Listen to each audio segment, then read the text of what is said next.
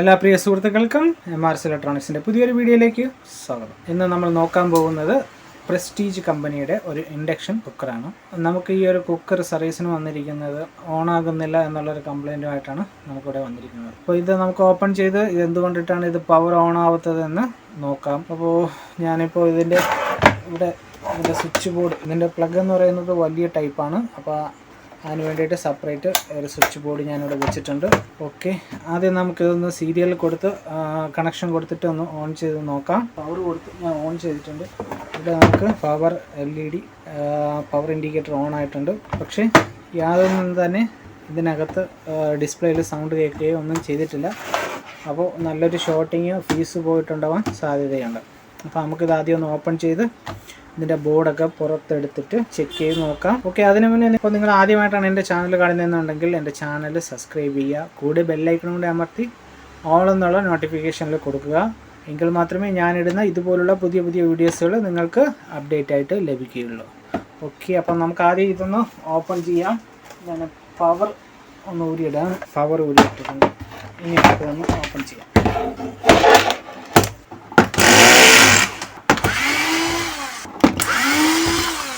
അപ്പോൾ ഇതിനകത്ത് മൊത്തം 4 സ്ക്രൂവേ ഉള്ളൂ. ഈ 4 സ്ക്രൂ ഞാൻ അഴിച്ചെടുത്തിട്ടുണ്ട്. അതിനുശേഷം സൈഡിൽ 2 പാനലുണ്ട്. അത് അഴിച്ചിട്ട് ഫ്രണ്ട് പാനൽ ഞാൻ ഇളക്കി എടുത്തിട്ടുണ്ട്. ഫ്രണ്ട് പാനൽ ഞാൻ മാറ്റി വയ്ക്കുകയാണ്. ഇനി ഇതിൻ്റെ കോയിൽ 2 സെൻസർ വരുന്നുണ്ട്. 2 സെൻസറിൻ്റെ വയർ ഊരിയിട്ടിട്ടുണ്ട്. ഇനി ഈ പവർ സപ്ലൈക്ക് വരുന്ന ഈ മെയിൻ ബോർഡ് ഒന്ന് അഴിച്ചെടുക്കാം. ബാക്ക് പാനൽ മാറ്റിയിട്ടുണ്ട്. അപ്പോൾ ഇതാണ് അതിനകത്തിരുന്ന മെയിൻ ബോർഡ്. ഇതിനകത്താണ് നമ്മുടെ IGBT, rectifier diode, power supply ഇതെല്ലാം ഇതിനകത്താണ് വരുന്നത്. ഓക്കെ, നമുക്കിപ്പോൾ ഇത് പവർ കൊടുക്കുമ്പോഴത്തേക്കും ഇത് പവർ ഓൺ ആകുന്നില്ല. അപ്പോൾ ആദ്യം നമുക്ക് നമ്മുടെ ഈ ഒരു AC കേബിൾ സ്റ്റാർട്ട് ചെയ്യുന്ന എവിടെ നിന്നാണോ അവിടെ നിന്നാണ് നമ്മൾ ചെക്ക് ചെയ്ത് വരേണ്ടത്. ആദ്യം നമ്മൾ ഫ്യൂസ് ഓപ്പൺ ആണോ ഇല്ലയോ എന്ന് ചെക്ക് ചെയ്യുക. അതിന് വേണ്ടിയിട്ട് മൾട്ടിമീറ്റർ ബസർ മോഡിലോട്ട് സെറ്റ് ചെയ്തതിന് ശേഷം ഇപ്പോൾ ബസർ കേൾക്കുന്നുണ്ടോ? ഇല്ല, ഇപ്പോൾ ബസർ കേൾക്കുന്നുണ്ട്. നമുക്ക് ഇവിടുത്തെ ഈ ഒരു ഫ്യൂസ് ഓപ്പണാണ്. ഈ ഫ്യൂസിൻ്റെ 2 സൈഡ് നോക്കുമ്പോഴത്തേക്കും നമുക്ക് ഓപ്പണായിട്ടാണ് വരുന്നത്. ആ ബസർ ഇവിടെ കേൾക്കുന്നില്ല. ഓക്കെ, അപ്പോൾ നമ്മൾ ഒരു ഫ്യൂസ് ഇട്ടാൽ റെഡിയാകും എന്ന് വിചാരിക്കേണ്ട. നമുക്ക് അതിന് മുന്നേ ആദ്യം ഈ ഒരു IGBT ഇവിടെ വളരെ പ്രത്യേകം ശ്രദ്ധിച്ച് ചെയ്യേണ്ട കാര്യമാണ്. IGBT ആദ്യം ഷോർട്ട് ഉണ്ടോ എന്ന് ചെക്ക് ചെയ്യുക. IGBT ഷോർട്ടഡ് ആണ്. IGBTയുടെ ഗേറ്റ്, ഡ്രെയിന്, സോഴ്സ് ഇതെല്ലാം ഷോർട്ടഡ് ആയിട്ടാണ് കാണിക്കുന്നത്. അപ്പോൾ ആദ്യം നമുക്കിതിനകത്തുനിന്ന് IGBT ഊരിയെടുക്കുക, ഫ്യൂസ് മാറ്റുക. അതിനുശേഷം ഈ ഒരു ഡയോഡ് ചെക്ക് ചെയ്യണം. എത്ര പിടിച്ചിട്ടും ഊരി വരുന്നില്ല. ഇനി ഇതിൻ്റെ ത്രെഡ് പോകാൻ സാധ്യതയുണ്ട്. നമ്മുടെ മെഷീൻ വെച്ചിട്ട് ജസ്റ്റ് ഒന്നടിച്ചേക്ക് അങ്ങ് ഊരി വരും. ഓക്കെ, അപ്പോൾ ഇതാണ് നമ്മുടെ IGBT. ഇത് റെക്ടിഫയർ ഡയോഡ്. ഈ IGBT അതിൻ്റെ ഗേറ്റ്, ഡ്രെയിന്, ഗേറ്റ്, സോഴ്സ് എല്ലാം ഷോർട്ടഡാണ്. അപ്പോൾ ആദ്യമേ നമുക്കിതിനെ ഓടിച്ചും എടുക്കാം. 2 പ്രാവശ്യം ക്ലിക്ക് ചെയ്ത് കഴിഞ്ഞാൽ അതും ഓടിച്ച് പോരും. അപ്പോൾ ഈ IGBT നമുക്ക് സ്ക്രാപ്പില്ല. അതിനുശേഷം ഈ IGBT ഇരുന്ന പാഡ് ക്ലീൻ ചെയ്യുക. ഓക്കെ, ഞാനിപ്പോൾ ഒരു 15 ആംപിയറിൻ്റെ ഒരു IGBT എടുത്തിട്ടുണ്ട്. ഈ IGBT നമുക്കിതിൽ സെറ്റ് ചെയ്യാം. അപ്പോൾ അതിൻ്റെ ലെഗിന് നീളത്താത്തതുകൊണ്ട് ഞാനൊരു വേറെ ഒരു ലെഗ് സെറ്റ് ചെയ്തിട്ടുണ്ട്. നമുക്ക് ഇതിവിടെ സെറ്റ് ചെയ്യാം.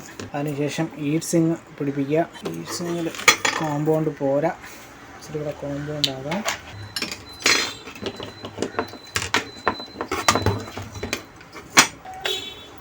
നല്ല രീതിക്ക് ടൈറ്റ് ചെയ്ത് പിടിപ്പിക്കുക രണ്ടും.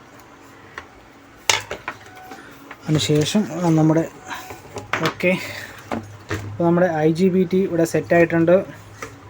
പിന്നെ ഇവിടുത്തെ ഫ്യൂസ് മാറി അത് കറക്റ്റായിട്ട് വേറെ 10 ആംപിയറിൻ്റെ ഒരു ഫ്യൂസ് കൊടുത്തിട്ടുണ്ട്. ഇതിൻ്റെ കിടന്നത് 12 ആംപിയറാണ്. ഞാനിപ്പോൾ സെറ്റ് ചെയ്തിരിക്കുന്നത് 10 ആംപിയർ. ഇനി നമുക്കിതൊന്ന് കണക്ഷൻ കൊടുത്ത് നോക്കാം. ഓക്കെ, ഇപ്പോൾ പവർ ഓൺ ആയിട്ടുണ്ട്. സീരിയൽ കൊടുത്തിരിക്കുകയാണ്. സീരിയൽ ബൾബ് നോർമലായിട്ട് കത്തി നിൽപ്പുണ്ട്, ഡൗൺ ആയിട്ട് കത്തി നിൽപ്പുണ്ട്. ഇനി ഇത് ബാക്ക് നമുക്കിതിൽ കവറിൽ തന്നെ വെച്ചിട്ട് നമുക്ക് ഡിസ്പ്ലേ ഒക്കെ കൊടുത്ത് ഓൺ ചെയ്ത് നോക്കാം. കവറിൽ സെറ്റ് ചെയ്യാം. ഇനി ഇതിൻ്റെ ഫ്രണ്ട് പാനൽ ഡിസ്പ്ലേയുടെ കണക്ഷൻ കൊടുത്തു, ഫാനിൻ്റെ കണക്ഷൻ കൊടുത്തിട്ടുണ്ട്. അപ്പോൾ എല്ലാം സെറ്റ് ചെയ്ത് വെച്ചിട്ടുണ്ട്. നമുക്കിനി ഇതൊന്ന് പവർ കൊടുത്ത് ഓൺ ചെയ്യാം. പവർ കൊടുത്ത് ഓൺ ചെയ്യുന്ന സമയത്ത് നമുക്കിവിടെ 4 ഡോട്ട്സ് വരുന്നുണ്ട്. ഇപ്പോൾ പവർ ഓൺ ആയിട്ടുണ്ട്. ഓക്കെ, ഫാനൊക്കെ നല്ല ക്ലിയർ ആയിട്ട് വർക്ക് ചെയ്യുന്നുണ്ട്. ഫാൻ വർക്ക് ചെയ്തില്ലെന്നുണ്ടെങ്കിൽ ഇത് കുറച്ച് നേരം ചൂടായിട്ട് IGBT ഓവർ ഹീറ്റ് എന്നും പറഞ്ഞ് എയറിലോട്ട് പോകും. അപ്പോൾ ഫാന് കൃത്യമായിട്ട് വർക്ക് ചെയ്യുന്നുണ്ടോ ഇല്ലയോ എന്ന് നോക്കണം. ഫാൻ നല്ല രീതിയിൽ ഇതിൽ വർക്ക് ചെയ്യുന്നുണ്ട്. ഞാനിപ്പോൾ ഒരു പാന് വെച്ചിട്ടുണ്ട്. പാന് വെച്ച് നമുക്ക് എന്തെങ്കിലും ഒരു ഫങ്ഷൻ ആക്റ്റീവ് ആക്കണം. അപ്പോൾ മെനു എടുത്ത് നമ്മൾ ഫങ്ഷൻ ആക്റ്റീവായി അത് സീരിയൽ കൊടുത്തിരിക്കുന്നതുകൊണ്ട് ഓഫായി പോയിട്ടുണ്ട്. ഇനി അടുത്ത നമുക്ക് ഡയറക്റ്റ് കറണ്ട് കൊടുക്കാം. ഡയറക്റ്റ് കറണ്ട് കൊടുത്ത് ഓൺ ചെയ്ത് ഒരു മെനു എടുത്ത് ആ പാത്രം നല്ല ഹീറ്റായിട്ടുണ്ട്. അപ്പോൾ ഇത് രണ്ടും ഈ ഒരൊറ്റ IGBT പോയതായിരുന്നു കാരണം. അപ്പോൾ നമ്മൾ IGBT മാറിയിട്ടു, അതിൻ്റെ ഫ്യൂസ് മാറിയിട്ടു ഇത് റെഡിയാക്കിയിട്ടുണ്ട്. അപ്പോൾ പിന്നെ ഒരാൾ എന്നോട് ചോദിച്ചിരുന്നു, ഈ IGBT മാറിയിടും, ഒരാഴ്ച കഴിയും റിപ്പീറ്റ് ആവും, പിന്നെ മാറിയിട്ട് കൊടുക്കും, ഒരാഴ്ച കഴിയും റിപ്പീറ്റ് ആവും. ഈ ഒരു പ്രശ്നം പറഞ്ഞിരുന്നു. അതെന്തുകൊണ്ടെന്ന് വെച്ച് കഴിഞ്ഞാൽ ഇവിടെ നമുക്ക് ഈ 2 കപ്പാസിറ്റേഴ്സ് ഉണ്ടാവും. ഇത് ഒരെണ്ണം എന്ന് പറയുന്നത് നമ്മുടെ ബ്രിഡ്ജ് റെക്ടിഫയർ കഴിഞ്ഞിട്ട് വരുന്ന ഒരു 230 വോൾട്ടിന് 220 വോൾട്ടിനെ ബൂസ്റ്റപ്പ് ചെയ്തിട്ട് DC ആക്കി ബൂസ്റ്റപ്പ് ചെയ്തിട്ട് ഈ ഒരു കപ്പാസിറ്റർ നിർത്തും. പിന്നെ വരുന്ന ഒരു കപ്പാസിറ്റർ എന്ന് പറയുന്നത് ഈ 2 കോയിലിന് പാരലായിട്ടായിരിക്കും ഈ ഒരു കപ്പാസിറ്റർ ഇട്ടിരിക്കുക. അപ്പോൾ ഈ ഒരു കപ്പാസിറ്റർ കംപ്ലൈൻറ്റ് ഉണ്ടെങ്കിൽ അല്ലെങ്കിൽ അതിൻ്റെ വാല്യൂയിൽ എന്തെങ്കിലും വ്യത്യാസം ഉണ്ടെങ്കിൽ ഈ പറഞ്ഞിരിക്കുന്ന 5 MFTയുടെ കപ്പാസിറ്റർ അല്ല അതിൻ്റെ വാല്യൂയിൽ കുറഞ്ഞോ കൂടിയോ ചെയ്തിരുന്നെങ്കിൽ നമ്മൾ മാറ്റുന്ന സമയത്ത് ഇത് വർക്ക് ചെയ്യുകയും പിന്നെ കണ്ടിന്യൂസ് ആയിട്ട് വർക്ക് ചെയ്യുന്ന സമയത്ത് IGBT പെട്ടെന്ന് ഷോർട്ട് ആവാൻ ഈ ഒരു കപ്പാസിറ്റർ കാരണമാകും. അപ്പോൾ ഈ ഒരു കപ്പാസിറ്റർ നമ്മൾ അങ്ങനെ റിപ്പീറ്റായിട്ട് വരുന്നെന്നുണ്ടെങ്കിൽ ഉറപ്പായിട്ടും IGBTയും ഈ ഒരു കപ്പാസിറ്ററും കൂടെ മാറി കൊടുത്തു കഴിഞ്ഞാൽ ആ പ്രശ്നം സോൾവ് ആകും. ഓക്കെ, അപ്പോൾ ഈ വീഡിയോയിൽ ഇത്രയേ ഉള്ളൂ. നിങ്ങൾക്ക് ഈ വീഡിയോ ഇഷ്ടപ്പെട്ടെങ്കിൽ എൻ്റെ ചാനൽ മറക്കാതെ സബ്സ്ക്രൈബ് ചെയ്യുക, ലൈക്ക് ചെയ്യുക, ഷെയർ ചെയ്യുക. Thank you for watching my videos. By.